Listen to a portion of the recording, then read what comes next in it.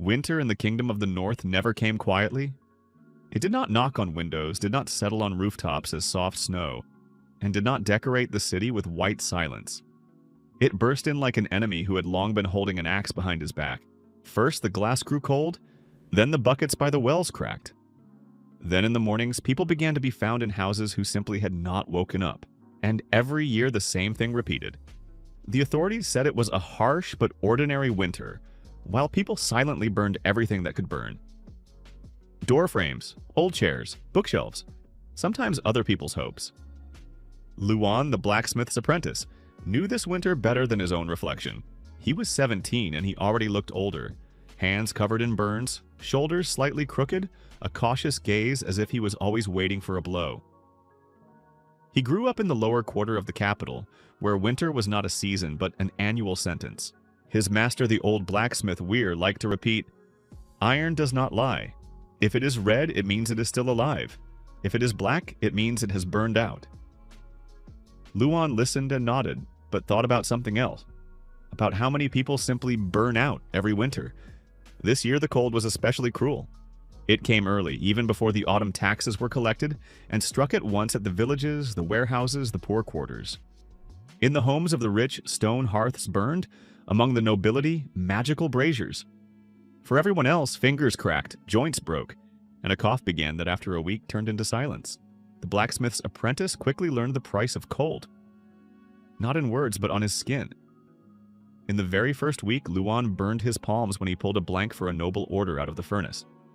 In the second, he cut his wrist because his fingers obeyed poorly from the frost. In the third, he and his master went into the forest for cheap charcoal, and there they were attacked by hungry wolves. The master fought them off by a miracle. Luan did not by a miracle.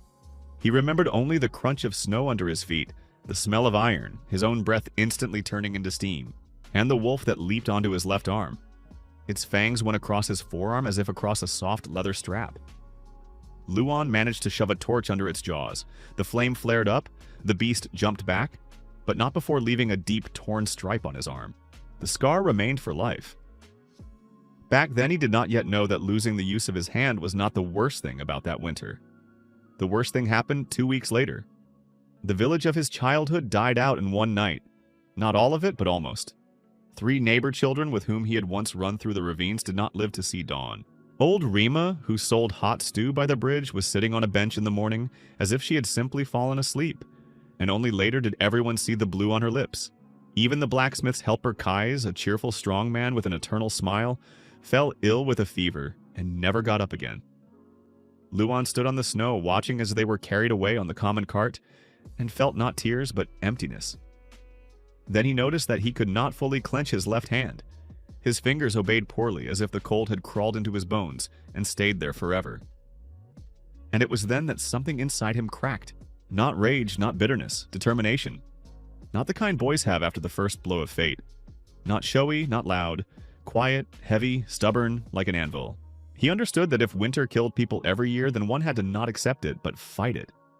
And if no one was doing it, then he would have to do it. Blacksmith Weir's workshop stood at the edge of the craftsman's row. A low stone building, blackened with soot, with one narrow window and the eternal smell of coal, oil, and red-hot metal. It was always noisy here. The strike of a hammer, the hiss of water, the creak of bellows. In winter, the workshop became salvation for the neighbors. Unofficial, of course. Weir did not like authority, did not like taxes, did not like the heat collectors who came to check how much firewood someone had received according to the norm, and how much surplus they were obliged to give for the needs of the palace. But he loved people, and therefore often turned a blind eye to the fact that in the evening, 3 frozen children sat in the corner of the workshop, warming their palms over a warm slag bowl. Luan was his best apprentice. Not the strongest, not the fastest, but the most attentive. He noticed how metal changed color at different temperatures, how steel sang when tension appeared inside it, how a crack first became a barely visible white line and then broke an entire blade. Weir said, "A good blacksmith does not just strike with a hammer. He hears where the metal wants to break." Luan heard. And so, when one night a city scribe entered the workshop with a royal paper about a new tax collection, Luan was already ready for the worst. The scribe was smooth as a herring and smelled of expensive oils. He did not even take off his fur coat, only looked with disgust at the soot on the walls and said, "The kingdom announces an additional levy for winter maintenance. All craft guilds are required to transfer silver, coal, and 13 sets of metal furnace grates." Weir did not even lift his head from the blank. 13? Have you completely lost your minds there? This is an order of the Council of Heat, the scribe said dryly. Failure to comply is equated with sabotage. Luan, standing by the bellows, slowly wiped his palms on his apron. "Forgive me, Master Scribe," he said quietly. "And who are these grates going to?" The scribe grimaced. "To the outer estates, and to the castle houses, where important people are." It was then that Luan first felt not just anger rising inside him, but the desire to break someone's confident smile. Weir threw him a short warning glance, but not an angry one. The scribe continued. "Your workshop must deliver everything in 3 days. Refusal is unacceptable." "Unacceptable," Weir repeated, and finally raised his head. "Then tell the council that I also consider some things unacceptable. For example, when children die from the cold while palaces roast meat in 3 fireplaces at once." The scribe turned pale. Luan had time to think that now there would be a blow or an arrest. But the scribe only angrily stamped the parchment with his seal and left, promising an inspection. When the door closed, the workshop became quiet. Weir was silent for a long time and then said, "They do not simply want heat, they want everyone to depend on them in winter." Luan slowly nodded, and for the first time he said aloud what had long been spinning in his head. "Then we need to make it so that everyone has heat." Weir looked at him with a somewhat tired smile. "Your hands are young, and your thoughts are dangerous. The most dangerous mixture. I am serious." "So am I," Weir answered. "But between serious and possible lies an abyss. In winter, people burn not what is convenient, but what they have. A fireplace is just fire in a room. A stove is already better. But to heat an entire house, and even more so a quarter, a different principle is needed." Luan did not look away. "Then we will find it." The idea did not come in the form of illumination. It came the way real discoveries come, after fatigue, anger, and 100 small observations. That winter, Luan often worked near the copper cauldron where the master heated rivets and warmed metal before forging. One day, when the cauldron was covered with a tight lid and a short iron pipe for releasing pressure was accidentally placed on top of it, Luan noticed. The air around this pipe became noticeably warmer. Not strongly, but steadily. He stood beside it for a long time, watching the trembling heat move through the metal. Then he put his palm closer and felt the heat did not strike the face like fire. It came evenly, softly, as if it was finding its own way out and spreading through the air. Luan frowned. "Luan, if a closed boiling vat forces steam to move through a pipe, and the pipe heats up along its entire length, then can this be used not for pressure but for heat?"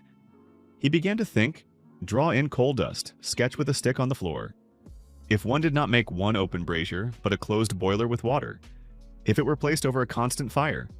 If a pipe were led from the top, which would not release all the steam at once, but carry it farther along a long closed loop? If this pipe passed through a room or under the floor, heat would begin to spread not from one point, but along the entire line. Not a fireplace, not a stove. A system. "Water boils," he muttered. "Steam goes. The pipe heats. And if the pipe is longer, if it passes through a wall..." He froze. Weir, standing by the anvil, raised an eyebrow. "What are you muttering there, boy?" Luan turned around. His eyes were burning in a way they had not burned for a long time. "Master, what if we do not try to heat the air from one point? What if we make hot steam move through a closed pipe and give off heat along the way?" Weir put down the hammer. "Are you talking about a boiler now?" "About a boiler, but not for cooking. For heating." The old blacksmith snorted. "For heating, we have a fireplace. A fireplace heats only what is near it. But a pipe can go through the house, along the walls, under the floor, through rooms." "A steam pipe?" Weir thought. "Pressure, condensate, leaks. If you make a mistake, it will explode so hard that only traces on the snow will remain." Luan did not retreat. "Then it must be made safe. With a valve, with an emergency outlet, with an expansion chamber, and with thick walls." Weir looked at him intently. "Did you come up with all this yourself?" Luan hesitated for a moment, but then nodded. And it was an honest nod, although in truth, it was only half honest.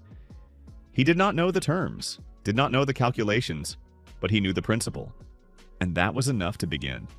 Weir tapped a finger on the stand. Then we will do it wisely. If this thing explodes, not even a necromancer will resurrect me afterward. Luan smiled for the first time in a long while. They worked secretly, not because they wanted to hide something, but because any failure in their work could cost too much. The royal inspectors were already looking for illegal heating constructions. The phrase itself sounded ridiculous, but in practice it meant, if someone among ordinary people came up with a way to warm themselves without the palace would have less power. First, Luan made a small copper tank, hermetically riveted on top, a brazier below, a thick pipe above which he led into the next room through the workshop wall. The idea was simple. The steam had to rise, pass through the pipe, give off heat, and return back as condensate. He was proud of himself exactly until the first launch. After 5 minutes, the steam went too fast. After 7, the tank lid warped. After 9, a hot jet burst from the joint, burned the skin on Weir's wrist, and knocked a copper fitting out of the pipe. The master jumped back with curses. Luan rushed to the furnace, nearly overturning the brazier, and only by a miracle did not get boiling water straight in the face. When it was over, the workshop was filled with white fog, and a charred rag smoked in the corner. "Magnificent," Weir said, fanning his face with his palm. "You have invented a way to kill us with boiling water cheaper than a hired assassin." Luan, whose hand ached again in the old scar, only answered gloomily, "That means I made the outlet too narrow, and the pressure reserve too small, and the flaring bad. And perhaps the tank should not have been made hastily from old copper," Weir finished. Luan was not offended. He understood all this himself. The mistake was not in the idea, but in the execution. He remembered this difference for the rest of his life. Then there were more attempts. A pipe too thin cooled too early. A pipe too short heated only one room. A tank too small made the water boil away in an hour. A fire too strong made the steam hit the valve and the whole system trembled. A fire too weak gave almost no heat. They ruined 3 tanks, flooded the workshop twice, once nearly started a fire at the neighbors, and once argued so loudly that the old woman from the house opposite came with a ladle to find out whether they had decided to slaughter a pig right inside the workshop. But Luan did not give up. He was stubborn beyond his years, and more importantly, he knew how to admit where he had been wrong. At night, when the master went to sleep, Luan sat by weak coals and made notes on scraps of paper. Where condensate accumulated, where the pipe made noise, where the wall overheated, where a copper heat exchanger was needed, where it was better to place an air pocket to eliminate shock jolts. At some point, he understood one more thing. If making a closed loop, it was not necessary to drive all the steam around in a circle. A closed vat, a heat source, and a pipe that passes through the room and then returns the condensate back are enough. A simple but brilliant thought. An ordinary room, heated not by flame but by the movement of heat through metal. This is how not a bonfire is born, but a system. The first person who agreed to test their invention was not a king and not a merchant. It was the widow of a tailor named Ilsa. She lived on 5th Street in a small stone house with 2 children and an old mother. In winter, her windows always froze through, and last night her youngest son began coughing blood. Ilsa came to the workshop herself, thin, strict, with a face on which fatigue had long ago become a familiar feature. "Master Weir," she said, "I was told you know how to repair everything that gives heat." Weir only looked at Luan. Luan understood without words. This was their chance. Ilsa's house had 1 living room, a kitchen, and a cold pantry. Luan decided to begin with the living room. They brought a small boiler, a copper pipe, and rough fastenings. They placed the tank near the outer wall, where it was easier to service, and ran the pipe along the floor and partly along the wall so that the heat would spread evenly. Luan worked silently, focused, with a seriousness unusual for his age. Ilsa's children, 2 girls and a sickly boy, watched him with huge eyes. To them he was not an inventor, but something like a sorcerer who promised to bring heat without fire in the middle of the room. When everything was ready, Luan lit the stove. At first nothing happened. Then the water in the tank began to crackle. Then a barely audible hum went through the pipe. And finally the very feeling of the air in the room began to change. Not sharply. Not like from a torch. Smoothly. Ilsa, standing by the wall, suddenly raised her head. "It is getting warmer," she whispered. Luan looked at the pipe, feeling his heart beat faster. The heat really moved through the room, spreading not as a spot, but as a strip first along the wall, then along the floor, then toward the corner where the children sat. The pantry remained cold, but the living space became noticeably softer. The younger boy, who an hour earlier had been trembling in a blanket, cautiously crawled out, pressed his palm to the pipe, and laughed in surprise. "It does not bite." Luan involuntarily smiled. Ilsa slowly sank onto the bench. "Is this safe?" The question was more important than it seemed. Luan shook his head. "Not yet, but we will make it safe." The widow looked at him for a long time. "I do not know how much this costs. I have almost nothing. I will do the first installation for the materials." "Without payment," Luan said. "But if it saves you this winter, then later you will help me with another one."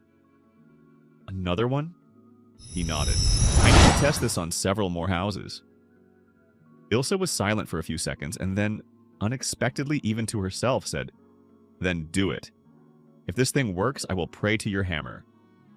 The younger daughter immediately added, "And to the pipe too." Weir, standing in the doorway, snorted. "Well then, Luan, you have almost become a shrine of the poor." He said it mockingly, but something warm flickered in his eyes. By evening, the whole workshop knew the news. Unofficially, of course. Rumors in the poor quarters spread faster than fire. Weir has found a way to heat a house without a fireplace. They say the pipe is hot even by the wall. Come on, they are lying. They are not lying. Ilsa herself said the children got better. If it is true, it is a miracle. No, it is either a miracle or a deception, but better a miracle. Luan was so tired that his hands could not hold a cup. Yet inside there was a strange feeling. Not euphoria, not the joy of a winner, but something much stronger. First steps. He understood that one could reach a solution if one was not afraid of many mistakes. But he had not yet understood the most important thing. The real obstacle was not technical, it was political. The next day, a man in a gray cloak came to the workshop. Polite, dry, with good boots and nails too neat for a man who supposedly was just interested in the craft. He introduced himself as an advisor to the City Heat Committee. "I was told that you are experimenting with steam heating," he said, looking around the workshop as if he were already choosing what to take from it. Weir, standing by the wall, did not answer at once. Luan understood. The real trial was beginning now. The advisor smiled slightly. "The kingdom, of course, is interested in progress, but all such initiatives must pass through licensing. And licensing requires cooperation." He placed a thin parchment on the table. There were only 2 lines on it, but Luan immediately understood what they meant. Transfer all drawings and ownership rights to the invention to the crown. Receive a generous reward. In other words, give everything away. Weir slowly placed his palm on the table. "And if we do not agree?" The advisor was still smiling. "Then I would say that you are engaged in dangerous amateur activity. And dangerous amateur activity in winter especially quickly becomes grounds for arrest." Luan raised his head. And at that moment, the advisor saw for the first time in his gaze not a blacksmith's apprentice, but a person who had already once decided not to surrender. "I see," Luan said quietly. "So you did not come for the drawings?" "Of course for the drawings." "No," Luan shook his head. "You came to understand whether this can be stolen?" The advisor narrowed his eyes. The workshop became very quiet, and then Weir suddenly chuckled. Shortly, dangerously. "Apprentice," he said, without taking his eyes off the official. "It seems the time has come to teach you not only how to work with a hammer, but also how to speak with those who want to leave the whole kingdom freezing for the sake of their power." Luan slowly clenched his healthy hand into a fist. He did not yet know that ahead there would be forgeries, sabotage, the first bribed workers, closed warehouses, and people ready to do anything for control over heat. But he had already understood the main thing. His heating system would become not just an invention. It would become a threat to the throne. And this is exactly where the real story would begin. Of course, I continue. Below is part 2. With a growing conflict, the first real obstacles, and the gradual revelation that Luan's invention can change not only winter but power itself in the kingdom. 4.txt+1. The advisor of the Heat Committee did not leave immediately. He stood in the workshop for another minute, looking at the drawings as if trying to memorize every line, every curve of the pipe, every mark made with coal on the floor. Then he slowly turned his gaze to Luan. "Young man," he said softly, almost kindly, "you seem not to understand the scale of the problem. There are too many people in the kingdom. Heat is not your toy. It is a resource, and resources must be under control."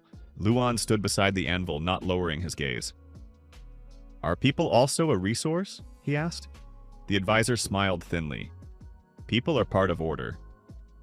Weir snorted loudly from his side of the workshop. "I do not need an order that turns children into corpses every winter." The advisor shook his head slightly. "Interference in heating regulations without a license will be regarded as a violation. I would not want a talented young man to have trouble." He said this politely, but a threat could already be felt in the air. Not obvious, not crude. The kind that is most dangerous of all. The smile of a person who is certain power is behind him. Luan suddenly understood that before him stood not just an official. Before him stood a man used to all innovations passing through his hands, and therefore through his payment, through his fears, through his profit. The advisor left and silence hung in the workshop. Then Weir spat to the side and said, "Excellent. Now you are on their list." "I was already on their list," Luan answered dryly. "It is just that before I was nobody." Weir smirked, but without amusement. "That was before you made warm air move through a pipe as if this were not winter but a stroll." Luan did not smile. He looked at the drawing. "They will try to take the idea." "They will try," Weir agreed. "And not only the idea. If they have enough sense, they will try to take you." Luan slowly ran his finger over the diagram. "Then we must make it so that taking it becomes impossible." The following days became a real school for him. Not a blacksmithing one, but an engineering one. He began small, with a separate room in the workshop which Weir allowed him to use as an experimental section. It had once been a pantry where coal, old tongs, and broken handles were stored. Now a boiler stood there, fixed on a stone base. From it ran a pipe of thick copper, wrapped with cloth in several places to reduce heat loss and protect from burns. But the main task was not for the pipe simply to heat. The main task was for the system to work steadily. Luan quickly understood that making hot steam move through a pipe was one thing, and making it safe, long-lasting, and without losses was quite another. First, he encountered 3 problems. The first was pressure difference. In the closed vat, water boiled, and the steam, lacking sufficient outlet, built up pressure too quickly. The lid began to twitch. If not for the valve made by Weir from old spring steel, everything could have ended in an explosion. The second was condensate. Steam passing through the pipe cooled unevenly. Water accumulated in the lower sections, and the pipe began to spit hot drops. This was dangerous both for people and for the structure itself. The third was heat distribution. One pipe heated one strip of the room too strongly, while the far part of the room remained cold. It was necessary either to extend the loop farther or to add additional heat release sections. From this, a new thought gradually was born. If the system were not just a pipe, but a chain. If hot steam passed through the main loop, then through side sections, and at the end returned back in cooled form to the lower collector, then heat could be used much more efficiently. Slowly, consistently, almost like breathing. Luan did not sleep for 2 nights in a row. Weir, noticing this, brought him tea and said, "You look as if you have already been boiled once in your own boiler." "So far only mentally," Luan snapped. The old blacksmith smirked. "And what? Is there progress?" Luan looked at the written-over sheets. "There is an idea for returning condensate." Oh, Weir perked up. "Not just a steam pipe anymore, but a full loop?" "Yes, but one more element is needed." "What kind?" "An air brake and a reserve chamber. If pressure rises sharply, the steam must go not into the pipe, but into a safe cavity. Otherwise, in winter, we will either warm the house or send it into the sky." Weir laughed, then stroked his chin. "Now you sound like a real master." Luan looked at the boiler and already almost saw not copper and water, but the future. The system in Ilsa's house withstood the first 2 days. Then it failed. Not critically, but noticeably, On a cold morning, when the frost outside gnawed into the cracks of the walls, the pipe began to cool faster than Luan had calculated. The heat in the far corner of the room disappeared, and Ilsa woke again because her youngest son was coughing. She came to the workshop herself with a gray face but without reproach. "I am not complaining," she said. The children simply began to freeze again. Luan immediately threw on a sheepskin coat and went with Weir to inspect the installation. There he saw the problem. The outer wall through which the main section of the pipeline passed was taking away too much heat. It was necessary either to better insulate the pipe or move part of the loop inside the room, so that heat would be released where it was truly needed. He silently took off his gloves and checked the joints. "The issue is insulation," he said. "We are losing heat too quickly on the outer section." Ilsa looked at him anxiously. "Can this be fixed?" "Yes." "Today?" "Yes." We're already ready for the usual redo everything, only sighed. "I told you that you are too stubborn." By noon they raised the pipe, wrapped it with a layer of felt, then added another wooden casing with an air gap. It did not look beautiful, but it sharply increased efficiency. After startup, the system worked more evenly, and the warmth in the room became not merely noticeable, it became comfortable. Ilsa cried again, not because it was too good, because her youngest son fell asleep without coughing for the first time in many days. Luan turned away so she would not notice his lips trembling, and yet the joy did not last long. The next day, it was not officials who came to the workshop. Gray cloaks. 3 men, equally silent, equally composed, equally unpleasant. They wore no signs of the heat committee, but Luan immediately understood. These were the advisor's men. 2 clean boots, 2 identical gestures, 2 attentive gazes. One of them politely inclined his head. "We heard you are conducting an interesting experiment here." Weir, wiping his hands on a rag, answered, "Interesting is when a man orders a sword and receives a shovel. And here we have an ordinary workshop." "Then we were probably mistaken," said the gray cloak, looking straight at Luan. "But if a new heating system is really being created here, it would be useful for the Crown to study it. For the safety of the people, of course." Luan felt irritation rise inside him, colder than winter itself. "You are too late," he said. "It already works." The gray cloak smiled slightly. All the more so. At that moment, Luan understood. They had not come to ask, they had come to take. He took a step forward, and Weir immediately stood beside him, like an old wall of soot-blackened stone. "If you need a drawing," the old blacksmith said, "you will first have to explain on what grounds the Crown is trying to appropriate a private development, made with personal funds and personal labor. Everything that improves the lives of subjects belongs to the Crown." The gray cloak answered without a shadow of embarrassment.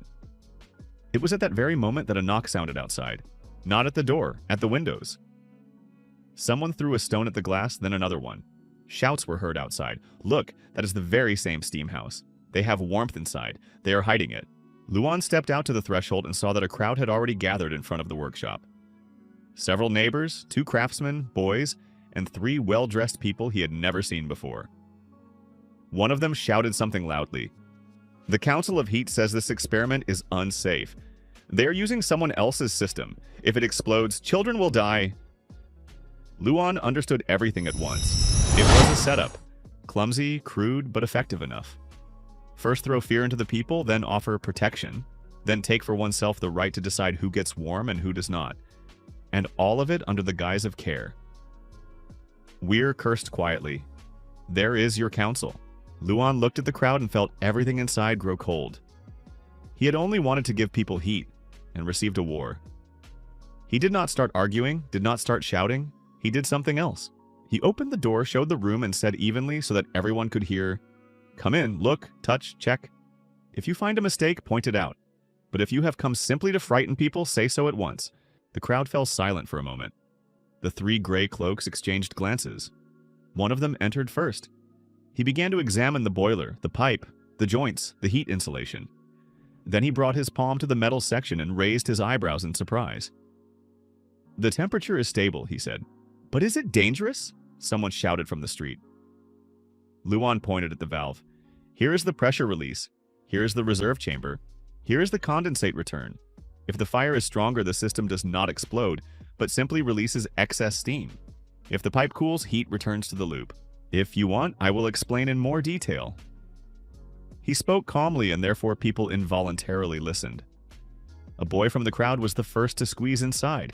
He pressed his palm to the pipe, then to the wall, then to the floor, and opened his eyes wide. It really is warm here. After him came a woman, then an old man, then two more. People began to believe not words, but their own hands. The advisor understood that he was losing control of the situation and decided to act differently. He stepped forward and said loudly, "Hey, even if it is safe now, who will guarantee that the construction will not fail later? Who will be responsible for the consequences? Only a royal license can ensure order." Luan turned to him. "No," he said. "Order is ensured not by paper. Order is ensured by what works." The advisor narrowed his eyes.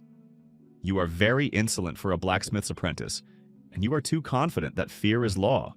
The words hung in the air, the crowd was silent, and exactly at that moment a sharp knock sounded from the neighboring house. Then another. People turned around. There, by Ilsa's window, stood a girl and called, "Mama, the pipe is warm again." Brother woke up, and everything changed. One person from the crowd quietly stepped forward, then a second, then a third. "Can such a thing be made for us? How much does it cost? Is it true it will not explode? What if we help with copper?" The advisor understood that he had lost the most important thing, the monopoly on fear. Luan noticed this, and for the first time in the entire conversation, felt not joy but cold satisfaction. And yet he understood this was only the first battle. Victory in one quarter was not yet victory over the system. The night threat. That night, when the workshop finally grew quiet, Luan could not fall asleep for a long time. He lay on the wooden cot and listened to the frost cracking outside. The new heating system worked and the house was warm. But along with the warmth came another feeling, anxiety. He understood too well that power does not forgive those who teach people not to depend. Near morning, Weir woke him. "Get up." Luan opened his eyes. What happened? The old blacksmith stood by the door and his face was unusually grim. "Your gray guests came back, not alone, with people." Luan rose instantly. "How many?" "6, and one in a cloak with the seal of the heat committee. It looks like they want either to take the drawings or to break everything you built." Luan clenched his fist. "And if they fail?" Weir looked at him with a tired, heavy gaze. "Then they will try to break you." Luan silently threw on his clothes, took a hammer, and went out into the corridor. There, in the half-darkness, footsteps could already be heard. Slow, confident. The very footsteps of people who had come not for a conversation, but for the end of someone else's hope. And Luan understood for the first time. To give the kingdom heat, he would first have to stand in fire. "Yes, I will continue more slowly and with a larger volume at once."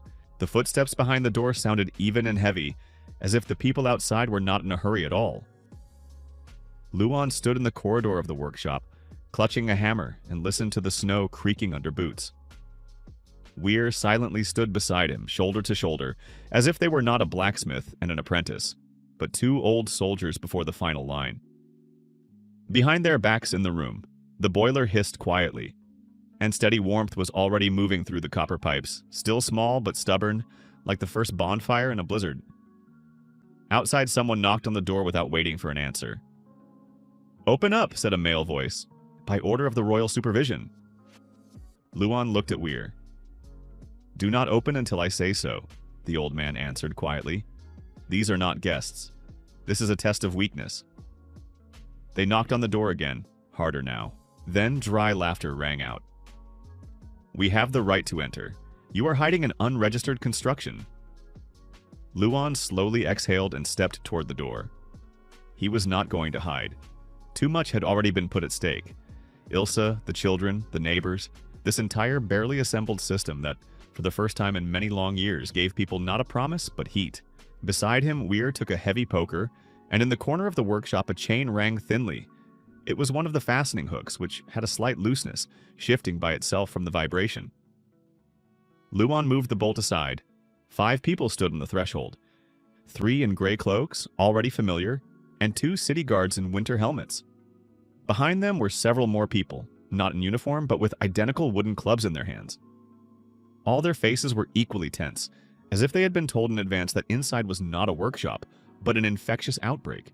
In front stood a man with the seal of the supervisory department on his chest. He was clean-shaven with thin lips and eyes, in which there was neither curiosity nor fear, only the habit of giving orders. "Are you Luan?" he asked. "Yes. You are obliged to immediately provide the diagram of the heating construction and shut it down until inspection." "The inspection has already happened," Luan answered. The man tilted his head slightly. "An unofficial one does not count." "Then let the official one begin with a question," Luan said. "Did you come to check safety or to take the idea?" For a moment, silence hung on the threshold. One of the gray cloaks twitched as if to intervene, but the supervisor raised his palm and stopped him. "Young man," he said calmly, "you decide too quickly that power is standing against you, and power, unlike your boiler, does not cool down." "But power often overheats," Weir said from the side, "especially when someone else's thought is standing nearby, and it wants to be stolen." The supervisor turned his head toward the old blacksmith. "Are you Weir from the lower row? I am the one who fixes what you long ago forgot how to understand." His voice was hoarse, but in it there was not bravado, but tired contempt. The guards gripped their clubs tighter. Luan noticed that the supervisor barely noticeably glanced toward the window, toward where, through the glass, one could see part of the workshop and the copper pipe with insulation. He was assessing not only the system, but also the number of witnesses. Meanwhile, behind the backs of those who had come, neighbors were already gathering, people awakened by the noise. They did not come close, but they watched. And this was exactly what mattered. Power likes to work alone. It needs closed doors, quiet signatures, fear without witnesses. Now there were too many eyes around. The supervisor said, "I will repeat once more. You shut down the construction, show the drawings, and then we will decide whether the work may continue." "And if I refuse?" Luan asked. "Then we will seal the premises and deprive the quarter of heat. A quarter without a license has no right to an experiment." Luan felt something inside him very quietly, very evenly fall into place. He suddenly understood that arguing further was pointless. They had not come to him. They had come to check whether the very fact of his success could be suppressed. If he stepped back today, tomorrow not 5 would come here, but 20. Then 40. Then they would burn down the workshop, declaring it care for the population. He looked the supervisor in the eyes. "Then you will enter only over my dead body." Old Weir quietly whistled. The supervisor's face almost did not change. Only his voice became colder. "Careful. For such words one can lose freedom." "Freedom," Weir said with a crooked smirk, "is when children sleep not from exhaustion, but from warmth." The crowd behind the officials began to stir. Someone coughed. Someone quietly said to a neighbor, "Our home is freezing too." This was still little, but already enough for the tension to become viscous. The supervisor gave a sign to the guards. They stepped forward. Luan did not wait for them to enter. He sharply stepped to the left, at the same time striking the metal post by the entrance with his hammer. Not the guard, the post. A deafening ring sounded, and the heavy chain, stretched under the ceiling for lifting blanks, broke loose from the latch. It crashed down right between Luan and the first guard, forcing him to recoil. Weir at that same instant hurled the poker at the other one and rushed to the side door to prevent them from going around the workshop from the rear. It was not an attack, but a precise, desperately calculated defense of a home they had built not from stone, but from stubbornness. One of the gray cloaks pulled out a short rod. A pale blue sign flared at its end, and a cold impulse ran through the room. Restraining magic. Luan felt the air become denser for a second. Not freezing cold, but heavy, interfering with movement. "Down!" Weir shouted. Luan managed to duck. A narrow glass capsule flew over his head and shattered against the wall, spilling white smoke. Not poison, a slowing powder. It stuck to the skin and slowed movement. Luan cursed and threw the hammer at the nearest guard. He dodged but lost his step, and Weir used the moment and struck him on the wrist with the poker. A crunch sounded. The club fell from the guard's fingers and he howled. But there were too many of them. 2 were already coming in from the other side. A third guard drew a knife and went straight at Luan, aiming not at the chest, but at the arm. They clearly wanted to take him alive. And then something happened that no one expected. A loud child's scream came from the room. "Mama, there are strangers." Luan went cold for a moment. Ilsa and the children. They were there. The guard who had almost reached him was also distracted for a second. That second was enough. Luan turned and struck him in the jaw with the handle of the hammer with all his strength. He collapsed onto one knee. With the next movement, Luan pulled a red-hot iron rod from the stand, the one usually used to bend horseshoes, and held it forward like an improvised spear. The supervisor took half a step back. "Enough," he said. And there was no calm in his voice anymore, only irritation. "You attacked representatives of the law." Luan was breathing heavily. "You came to break the heat in a house where children are sick. What else should that be called?" The supervisor did not answer. He simply raised his hand, and the gray cloak again began to trace the suppression sign. At that moment, the door from inside swung open. Ilsa stood on the threshold, pale in a woolen cloak, with 2 children behind her back. She saw the smoke, the strangers, the blood on the floor, and her face became whiter than cloth. "What is happening?" she asked. The supervisor shifted his gaze to her. "Citizen, step aside. Your workshop is illegal." Ilsa did not step back. She looked first at him, then at Luan, then at the child who was holding onto her skirt. Then quietly but very distinctly she said, "If it were illegal, I would already have buried my son." This phrase proved stronger than any shout. The crowd beyond the threshold stirred. Someone stepped closer. A woman in a woolen scarf said, "It works in my home too." Another, "And in ours." A man with a gray beard shook his head. "They are not lying. It has become warmer here."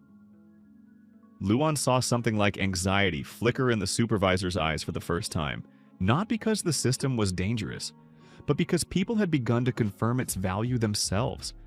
And when people see benefit with their own hands, bureaucratic fear loses its power. But the supervisor was too experienced to lose in front of everyone at once. "This construction cannot be accepted without a failure test," he said harshly. "We are obliged to confiscate a sample." "A sample?" Luan asked again. "Or the whole thing? Do not be insolent. Then do not lie." Silence stretched tight. And then Weir unexpectedly laughed, shortly, dryly, angrily. "Listen, official, you do not even understand what is standing in front of you right now. This is not just a pipe with steam. This is a way to make life bearable. And you came with a seal and clubs as if you could lock winter in a pantry." The supervisor turned away to the guards. "Arrest him." But the arrest did not happen, because someone in the crowd said very quietly, "And if we do not allow it?" And if we do, the supervisor slowly turned around. The very old neighbor who once brought Luan nails stepped forward. Behind him was a woman with 2 girls, then several more people. They had no weapons, no uniform, cheap coats, and frostbitten hands. But exactly because of that, they looked more dangerous than the guards. "This is our quarter," the old man said. "And if you touch the workshop, we will not disperse." One guard laughed. "A crowd against the law? Funny." "No," said another voice from the crowd. "People against someone who wants to take away heat." Luan looked at them and could not immediately believe it. He had not asked them to interfere. He had not called anyone for help. But here they stood. And this was far more important than victory in a fight. The supervisor understood this before anyone else. He slowly lowered his hand. "You do not know what you are getting involved in." "But we know what we are freezing in," Ilsa answered. This time, even the guards exchanged glances, because there was doubt in their eyes, too. They had come as people of order, but saw children who truly did not sleep at night from the cold, and it is hard to be angry at those who simply want to warm a home. The supervisor raised his chin. "Final warning, disperse." No one moved, and then from the far end of the street came a dull rumble. Everyone turned around. A cart drawn by 2 horses was moving slowly along the road. On it stood barrels and boxes covered with frost. A royal seal was burned onto its side. Weir narrowed his eyes. Oh, wonderful. Reinforcements. But Luan suddenly noticed that there were no ordinary guards on the cart. Only one person in an expensive cloak, wrapped up to the chin. He jumped down into the snow, carefully shook off his sleeve, and headed toward them. His face was gray from the cold, but not from fear. More from irritation, as if he had been interrupted on some important errand. The supervisor immediately straightened. "Lord Third Chancellor, The crowd fell silent. Luan felt that the situation had abruptly changed. If a person of such rank had arrived here, then the dispute from the workshop had gone far beyond the quarter. The Chancellor came closer, looked at the broken chain, at the smoke, at the crowd, at the children, and finally at the pipe with warm steam. His gaze lingered on it the longest. "So it is true," he said. The supervisor hurriedly spoke. "We arrived to confiscate an illegal installation, Lord Chancellor. The authors of the construction refused to provide the diagram." The Chancellor raised his hand. "Not now." Then he looked at Luan. "Was it you who proposed the heat return system?" "Yes," Luan answered. "And does it work?" "It works. Without magical crystals?" "Yes. Without constant fuel increase?" "Yes." The Chancellor slowly nodded. His face remained unreadable, but something new appeared in his voice. Interest mixed with caution. Then perhaps we were wrong in our approach. The supervisor sharply turned to him. "Lord Chancellor, this is a private initiative. If the Crown does not take it under control now, tomorrow the Quarter will begin installing such systems arbitrarily." The Chancellor looked at him almost lazily. "And what is bad about that?" The supervisor froze. The Chancellor continued, "I have just driven through 3 districts.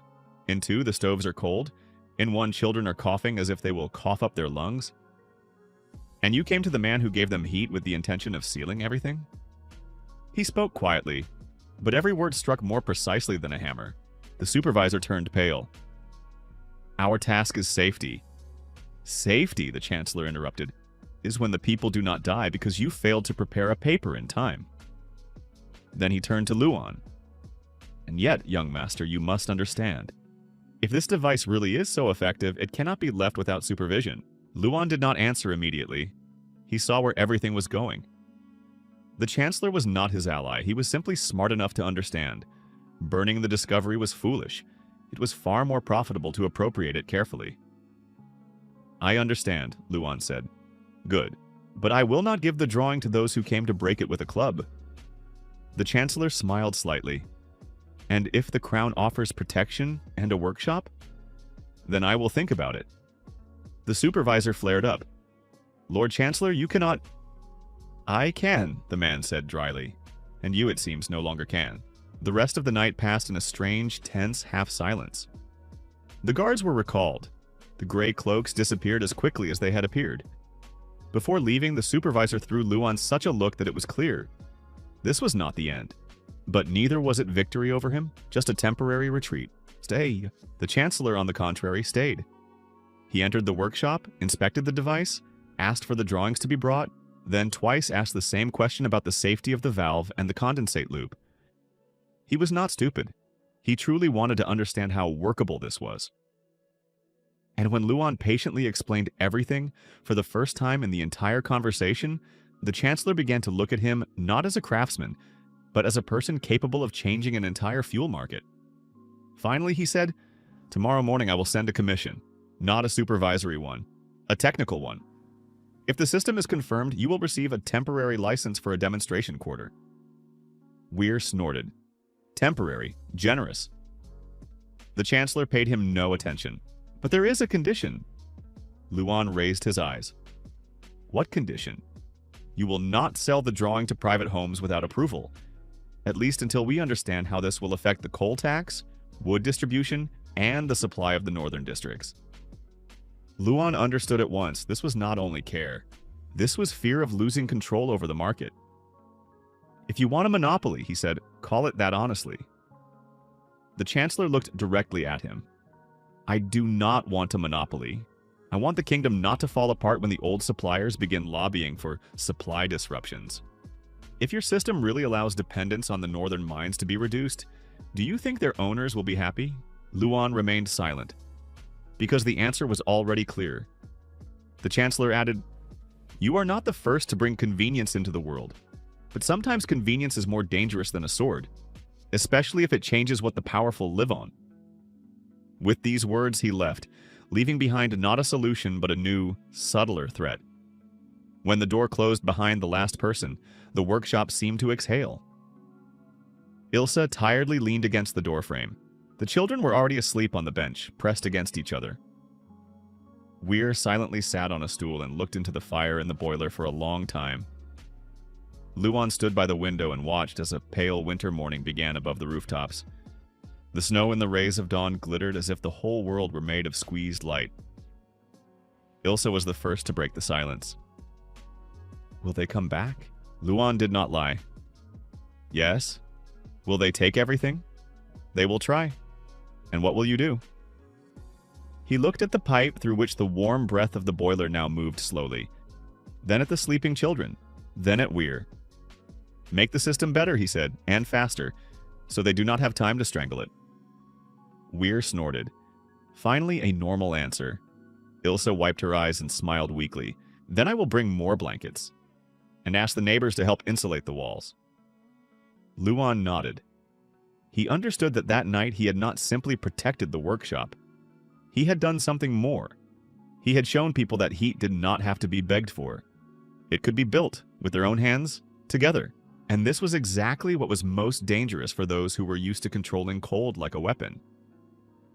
Outside the window, the first people slowly passed by. Someone was going to work. Someone was dragging a bucket of water. Someone was carrying firewood on a sled. Some, seeing the light in the workshop, stopped and looked with hope. Not with admiration yet, but no longer with distrust either. Luan suddenly felt that now it was not about one pipe and not one house. This was the first stone, and walls would surely follow it, and the walls would have to be protected. By noon, the technical commission arrived. Not supervisors in gray cloaks, but 3 engineers, 1 archivist, and a boiler master from the royal department. They were cautious, but already without open aggression. Luan showed them the system, explained the loop, the valves, the insulation, the condensate return, and the distribution of heat through sections. They asked inconvenient questions, checked calculations, asked to repeat the startup, and each time the system held. By evening, not only the commission stood in the workshop. Neighbors had come too, and those who yesterday had been afraid even to say the word heat aloud. Someone brought tea. Someone brought cloth for insulation. Someone brought a piece of copper removed from an old roofing line. It already looked less like a workshop and more like the beginning of a small quarter alliance. And over all of this hung the same feeling. The country did not yet know that its winter had just lost its first support. And someone would certainly try to put it back. But now Luan had what he had not had yesterday. Not only an idea, not only a mechanism, he had people. And that changed everything. I continue. The technical commission spent almost the entire day in the workshop. They came with the appearance of people who were prepared in advance to find a mistake, but the longer they looked at the system, the more noticeably their behavior changed. At first they asked dry questions, then began to ask again about details. Then one of the engineers even asked Luan to repeat the heat flow diagram on a separate sheet. By the end of the day, it became clear. This was no longer doubt, but professional respect that they themselves had not yet had time to acknowledge. The Chancellor did not appear personally, but his influence was felt in everything. The Commission acted cautiously without rough pressure, as if they had been ordered not to break but to understand. Luan saw this and did not relax. He knew too well that in such cases the kindness of power was often simply another form of control. Today they listen to you, tomorrow they register you. The day after tomorrow they put their signature on what you invented. Weir, who usually hated any paper conversations, surprisingly stayed close and did not allow anyone to knock Luan out of rhythm. When one of the officials tried to steer the conversation toward tax consequences and royal participation, the old blacksmith said with dry irritation, "We will talk about taxes after you learn not to freeze people in winter." This caused a brief pause, and then even the archivist, a young woman with a sharp chin and carefully gathered hair, could not hold back a smile. Luan noticed this and slightly released his inner tension. But only slightly, because he already understood. The system could be recognized, it could be accepted, it might even begin to spread. And still, that did not mean it would be left in his hands. The inspection was painful not because of distrust, but because of the number of requirements. The engineers asked to show the temperature at the inlet and outlet of the loop. They checked how quickly the boiler reached operating mode. They noted that heat was distributed too unevenly in the far corner, but admitted that this was a problem not of the idea, but of the room's layout.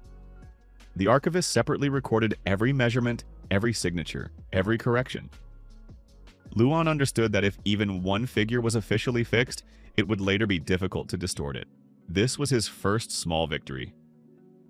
When they tested the system with the window open to see how quickly the temperature dropped, one engineer named Resar said gloomily, "The losses are lower than we expected. Much lower. Because you expected not a system, but a homemade pipe," Luan answered. "And yet," another said, "in this form it could be installed in the dormitory of the crafts quarter." Luan nodded. "It could, if the diameter of the main loop is increased and the reserve chamber is moved outside." He himself did not notice how the conversation shifted from allow or not to how to scale. And this was important. At some point, people with seals stopped talking down to him. They began discussing the technology as something real, almost inevitable. But it was exactly then that the question sounded, the one Luan had been waiting for from the very beginning. "Who owns the rights to the construction?" the archivist asked without raising her eyes from the sheet. The workshop fell silent. Luan slowly placed the tool on the table. "I do." The woman raised her head. "Not the workshop? No, not Weir? No, not the city council?" Luan looked directly at her. "No." She marked something in the papers and calmly said, "Then you will need a separate registration of the invention." Weir immediately snorted. "There it is. It has begun." The archivist was not offended. "This is not seizure. This is order." "Order," Weir repeated, "is when the cold cannot wait until you register it." Luan intervened before the conversation slid again into familiar fury. "I will submit an application," he said. "That is reasonable," the archivist answered. "But you must understand, after that not only officials will pay attention to you. The coal and wood market has long been occupied by people who do not benefit from houses having a cheaper way of heating." Luan was not surprised. He had expected this from the second the system worked in Ilsa's house. "Then I will have opponents." "Yes, does it depend on success?"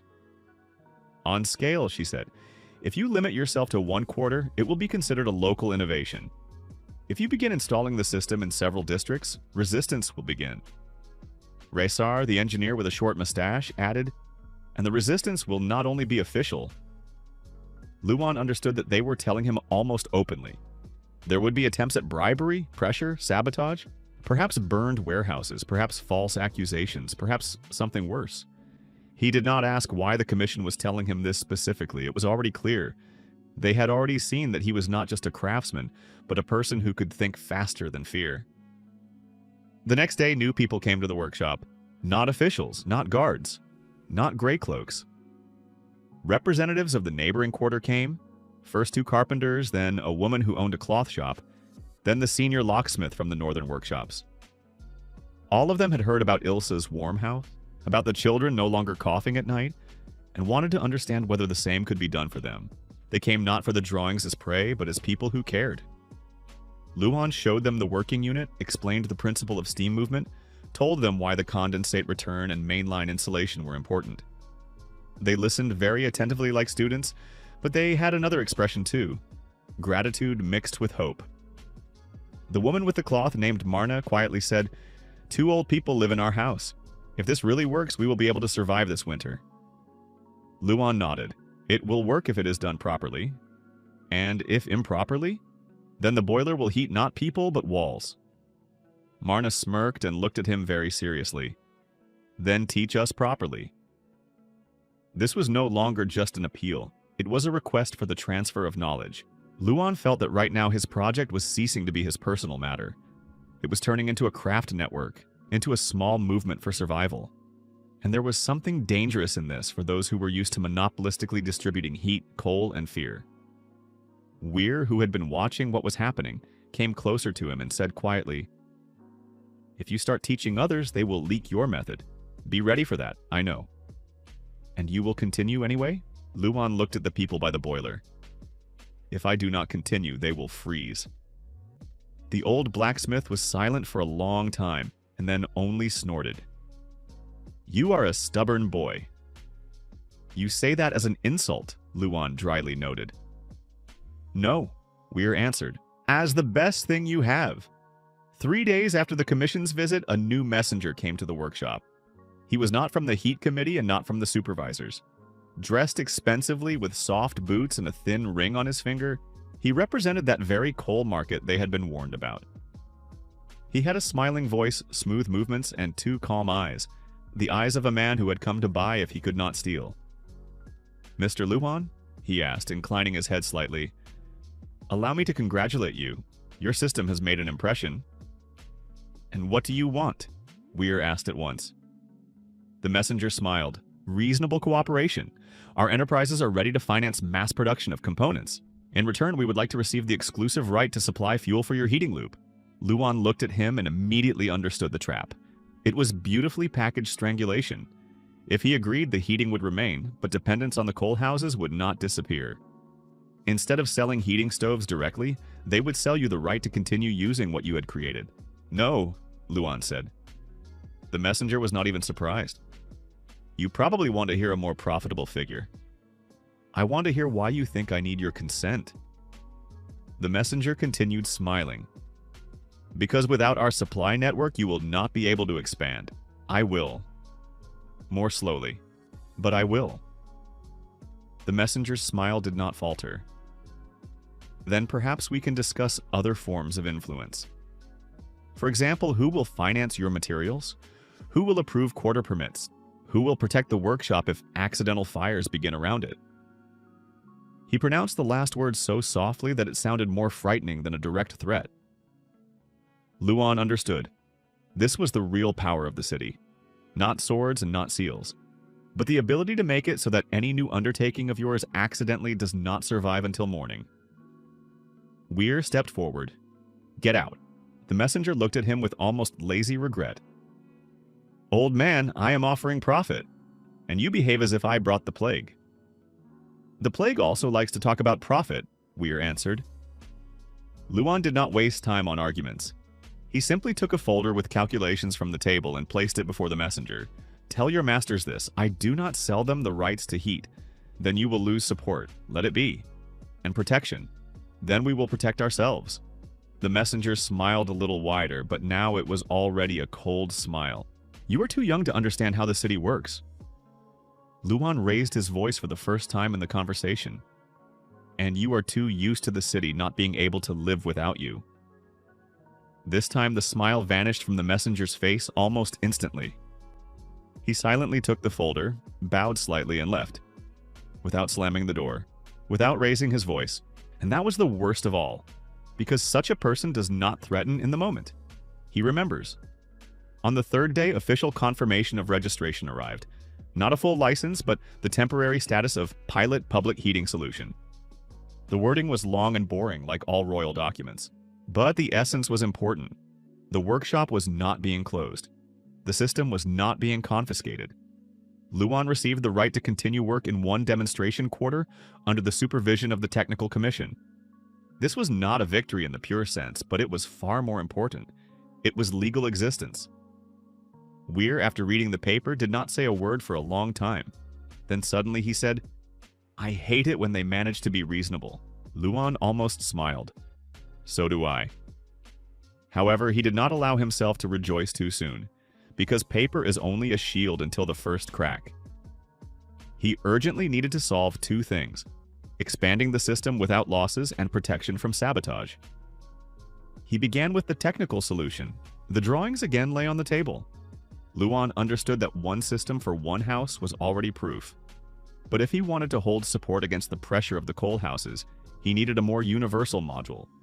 Not a huge unified network at once, but small loops that could be quickly connected to different buildings. He came up with a 3-part scheme. The first unit was a common boiler with a reinforced valve. The second was a distribution block, through which heat went into different rooms through separate pipes. The third was a return loop for condensate and emergency release so that under overload the system would not tear the main line, plus a separate insulating box made of wood, felt, and a thin sheet of metal so that the street section would not eat half the energy. This was not just an engineering improvement. It was a step towards standardization. And standardization in such a world is almost revolution. Weir, looking at the diagram, whistled. "You do not want to make heating. You want to make a network." Luan did not raise his eyes. "Yes." And you understand that this is already an entirely different matter? I understand. Then they will begin to fear you even more. Luan took the charcoal pencil and added another mark to the diagram. Let them. Weir shook his head, but already with that expression an old master has when the apprentice finally stops playing and begins to build for real. At night, what Luan had expected, but still did not want to see, happened. First, one of the boys helping with preparations noticed tracks in the snow by the rear wall of the workshop. Then Weir found a thin, almost invisible cut on the outer insulation of the pipe. Someone had tried to damage the loop in such a way that it would look like natural wear. No explosion, no spectacular destruction, just a gradual drop in efficiency that could then be presented as proof that it did not work. Weir cursed so loudly that the children immediately recoiled. So it has begun. Luan crouched beside the pipe and carefully examined the cut. It was neat, almost professional. Not the guards, not street hooligans. Someone who knew what they were doing. It is the market, he said. Weir clenched his fists, or the supervisors through stand-ins. Luan ran his finger over the cut and rose. It does not matter. What matters is that now they will act secretly. He turned to the people who had been working beside him all this time. Marna, 2 carpenters, the old locksmith, the boy who carried coal, and Ilsa, who helped with insulation. Their faces were tense but not frightened. Listen carefully, Luan said. From today we change the order of storing and checking pipes. No one stays alone by the outer wall. Every new part is checked twice. If you see an unfamiliar person near the workshop, you immediately call Weir or me. Marna frowned. Can they come back? Yes, and what then? Luan looked at the people and answered as simply as possible. Then we will see them first. At that moment, he felt for the first time that he was no longer alone. A week later, the first 3 heating loops were already working in the houses of the demonstration quarter. It was slow, modest, without ceremony. But on the streets where children had once walked with blue noses and red hands, warm windows now began to appear. People did not stop complaining about the frost, but they stopped being afraid of the night. One old woman brought Luan apples and said, I do not believe politicians, but I believe heat. Luan silently took the apples and bowed. It was then that he understood. People rarely believe abstract promises, but they remember very well who gave them the chance not to die quietly in their sleep. Weir, looking at this, said without his usual sarcasm, for the first time in a long while, You did it. Luan looked at the warm windows. For now, only the beginning. The old man nodded. A beginning because of which one day they will want either to buy you or bury you. Luan did not answer at once. Then we will have to make it too expensive to buy. Weir snorted. Now that is a conversation. And yet behind this small success, the shadow of the next blow could be felt. Because in such stories, the enemy never sleeps for long. When an innovation begins bringing people real benefit, attention is inevitably paid to it not only by those who want to earn money, but also by those who fear losing power. And that meant that ahead were not only new workshops, but also new obstacles. I continue. The first signs of a new problem appeared not in the workshop, but on the street. First, one delivery of copper disappeared. Then 2 workers from the neighboring quarter did not come to the morning shift. Then Luan noticed that strangers began appearing too often near the stacked pipes. Not guards and not officials, but people in simple dark cloaks who looked too closely at the drawings and stood too long beside the carts. They did not threaten openly. They simply measured the space with the gaze of people tasked with understanding exactly where to strike so that everything would fall apart. Weir was the first to say aloud what Luan already suspected. Coalmen. Luan raised his head from the diagram. Are you sure? In this city they smell not of coal, but of money. And fear. That is their style. He stood by the table, leaning his palm on the forged edge, and looked as if he was ready to take up the hammer again, not for work, but for a fight. Luan understood his state. Weir was from that generation of masters that had managed to see profit gradually bend craft beneath itself. For him, the coal houses were not simply fuel suppliers. They were a system that had long stopped being honest. Luan silently gathered the drawing and said, So they have already begun. Of course they have begun. Weir smirked gloomily. First they take the delivery, then they delay the iron. Then they come to you with a smile and explain that without their help, you will get nowhere. Luan walked around the room and stopped by the window. Outside the air was frosty, but now the quarter had a different mood. Warmth glowed in the windows. People began lingering by doors not with fuss but with curiosity. What had once seemed impossible was already here, and exactly this made the situation dangerous. The coalmen could not allow this to become normal. They will put pressure on the suppliers, Luan said, and on those who help us assemble the loops. And on us, Weir added. Luan nodded. Then he took off his gloves and thought for a moment. His system was good enough to interest the authorities, but still too small to protect itself on its own. What was needed was not just a drawing. What was needed was a channel of trust. People had to understand that this was not someone else's game, but their own chance to survive. We will expand the list of craftsmen, he said, but only those whom the neighbors know. Meaning not random apprentices and not those sent from above? Exactly. Weir snorted with satisfaction. Finally, you speak like a man whose idea has already been almost stolen once. Luan smiled weakly, but inside he did not relax. He already felt it. A blow would come soon. And this blow would not be against the pipe, but against the people. The coal market was located in the lower part of the city, closer to the warehouses and docks. It was always dirtier, noisier, and colder there than in the residential quarters.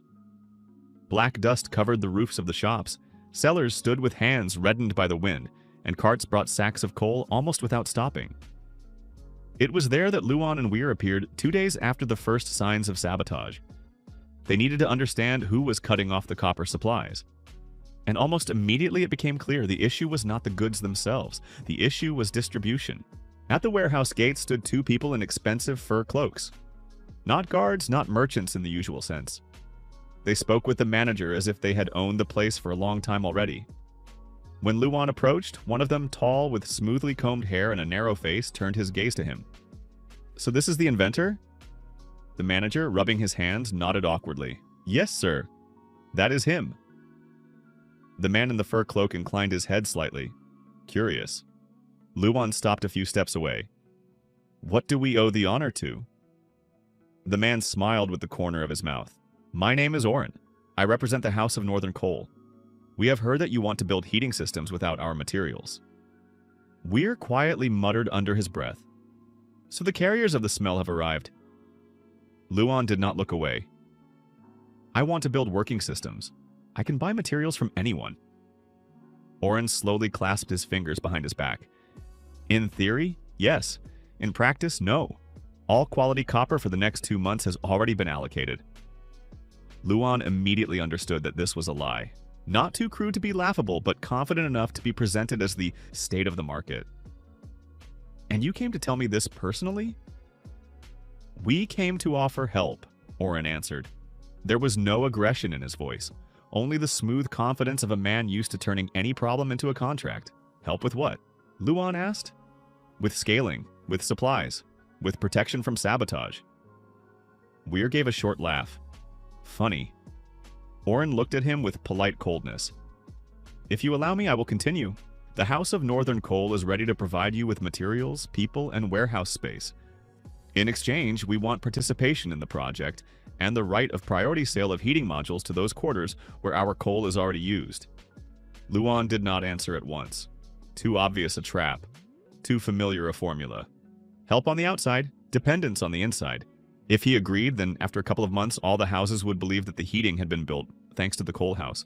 And after that, it would no longer matter whose idea it had been. What mattered was who controlled the supply chain. No, Luan said. Oren seemed to have been waiting for this. That is unreasonable. Perhaps. Your invention will not survive without the market. Then apparently I will have to build another market. For a moment, something changed in Oren's eyes. Very quickly, very subtly. Not anger, calculation. He reassessed Luan and apparently decided that the boy was more dangerous than he looked. Young man, he said almost kindly. There are many capable people in this city, but ability does not remove the need for allies. And do the coal houses know how to be allies? Weir asked. Oren smiled. We know how to be useful. That is not the same thing, Luan said. Oren slightly inclined his head, accepting the answer without argument. Then perhaps later you will come to us yourself. When you understand that supplies are impossible without our participation. Luan watched him as he walked away through the dirty snow toward the warehouses and felt cold anger rising inside. He did not like meaningless conflicts, but he liked it even less when people sold their own monopoly under the guise of care.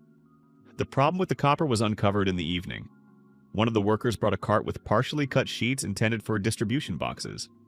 From the outside, it looked like an ordinary delay, but Luan immediately noticed the nature of the damage. The cuts were too precise, and the marks at the joints showed that someone at the warehouse had not merely damaged the goods, but had deliberately switched the set. "This is not a defect," he said quietly. Weir frowned. "What exactly?" Luan ran his finger along the edge of one sheet. "They left only half of it. Part of the copper has already gone to another order. Impossible. Possible. Someone is changing deliveries on the fly."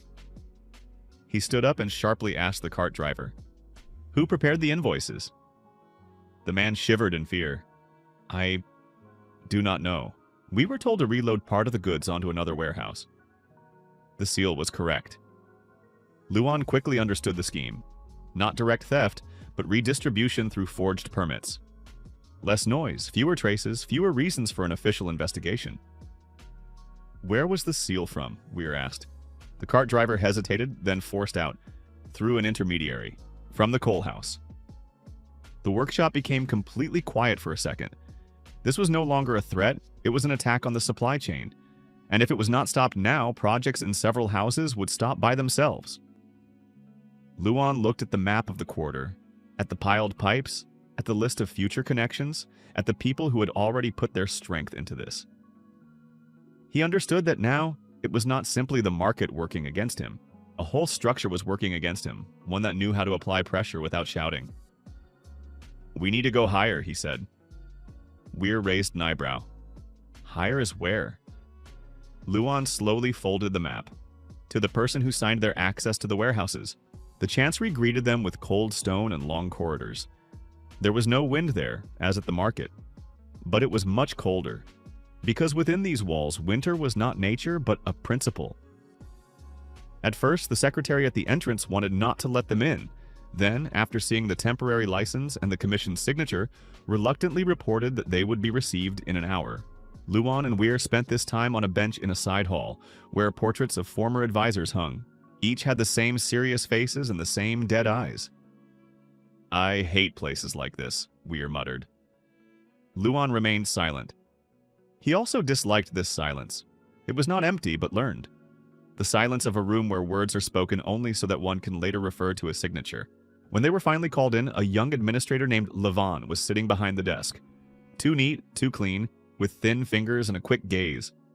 He looked like a man who was not completely sure of his strength, but was sure of his chair. "Mr. Luan," he began without greeting, "I have been informed about problems with supplies."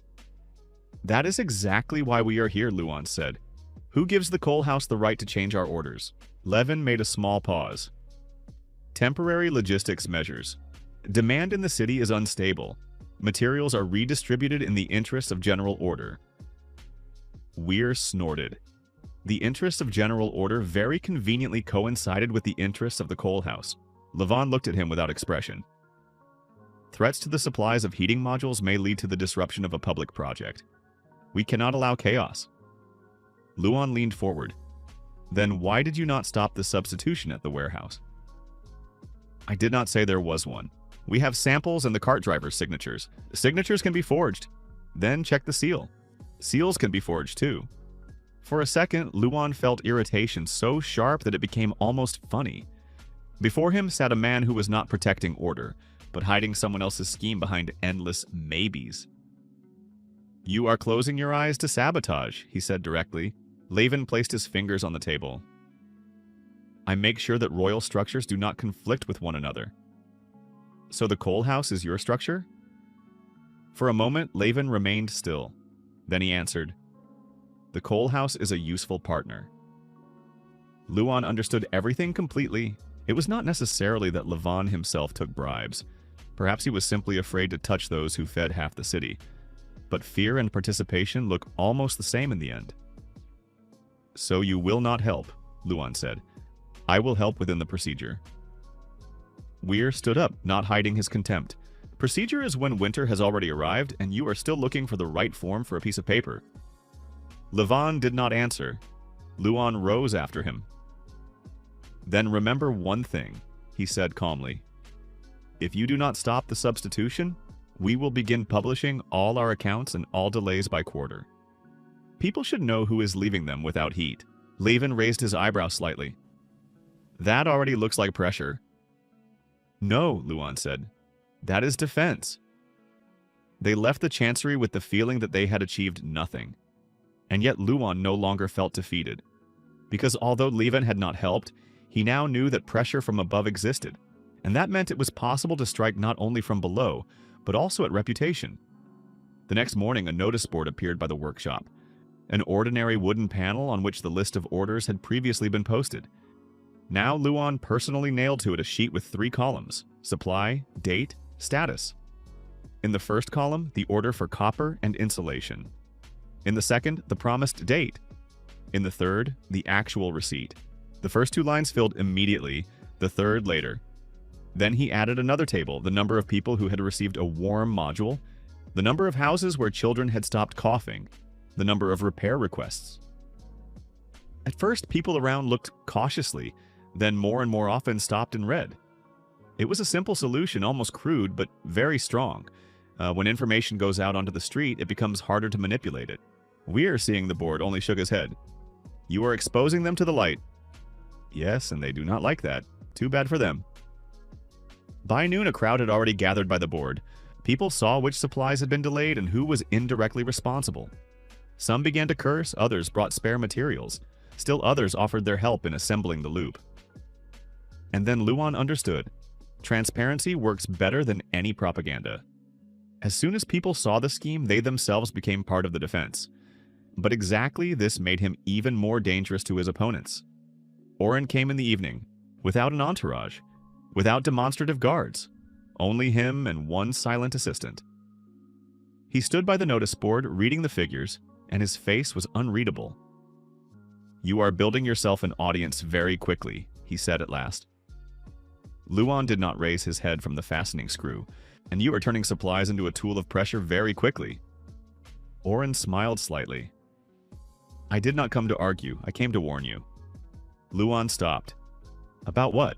About the fact that you call things by their names too loudly. People like that, but it irritates those who hold the warehouse keys. Weir, standing by the wall, snorted. He already understands. Oren shifted his gaze to the old man. Then you know that one day your materials may accidentally burn, or the workshop will be declared unsafe, or your workers will suddenly discover that they have been accused of illegal use of city property. Luan looked at him without emotion. And this is your way of helping? This is my way of saying that you have reached the level where people no longer apply pressure only by buying. Luan slowly straightened. And what do you want in return? Oren was silent for a long time, then said, a share. No, not money. No, a share in supplies.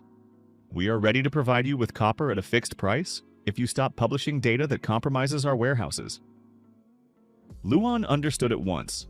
Not simply pressure, but an attempt to make him part of the chain, so that he himself would soften the blow against the coal people. So you want me to hide the problem, he said. I want us not to destroy each other on the eve of winter. Luan looked at the notice board. You have already begun. Oren clenched his jaw for a moment. You are stubborn. I build heat. Stubbornness is useful here. Oren stepped closer and lowered his voice. Then I will say it directly. If you continue expanding so quickly, the city will begin to divide into those who are with you and those who are against you. And believe me, the side against you will be richer. Luan answered just as quietly, and the side for me is hungrier, and therefore stronger. It was an honest answer, and apparently it was precisely this that affected Oren most of all. The rich know how to count, but poorly understand what necessity does to people. And Luan had already seen it. People who are given heat begin to change. They fear less and help each other more. A city like that is much harder to buy. Oren left without a threat, and that was much worse than a threat. That night, Luan almost did not sleep. He sat in the workshop and rechecked the joints, the supply list, the workers' logs, and the installation schedule. Weir had left earlier to go around the nearest houses and check whether there were strangers near the warehouses. Ilsa stayed to help with insulation, although the children were already asleep. Outside, snow fell in large, quiet flakes, and the whole quarter looked as if the city itself wanted to pretend to be harmless. But Luan knew.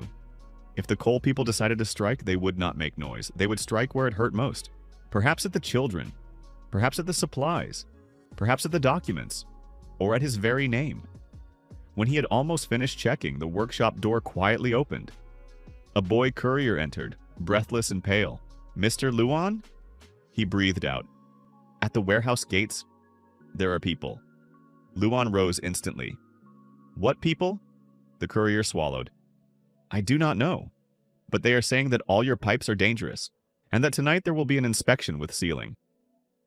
Weir, just then returning in the doorway, cursed grimly. "So it has started." Luan threw on his cloak. "How many of them?" "Many, and guards are with them." Luan looked at Ilsa. She stood very straight, though not a drop of blood remained in her face. "You will stay here," he said. She shook her head. "No. Ilsa, my children sleep in warmth because you did not step back. I am not going to hide while they take that from you." Luan wanted to object, but understood that it was pointless. She had already decided. Weir took the hammer. "Let's go." Luan looked at his system, then at the people beside him, and for the first time all this time felt that this was no longer just a project. This was a front line. And outside the windows in the snow and darkness, people really were standing. There were more of them than he had expected. And among them, in a heavy fur cloak, Oren stood calmly. He was not even looking toward the workshop. He was looking at the street, at the neighboring houses, at the lighting windows, at the people who had begun to come outside, and at faces that were no longer frightened. It was then that Luan understood. Tonight was not about a pipe. It was about the right to decide who in this city would live warm, and now it had become clear to everyone that the battle was only beginning.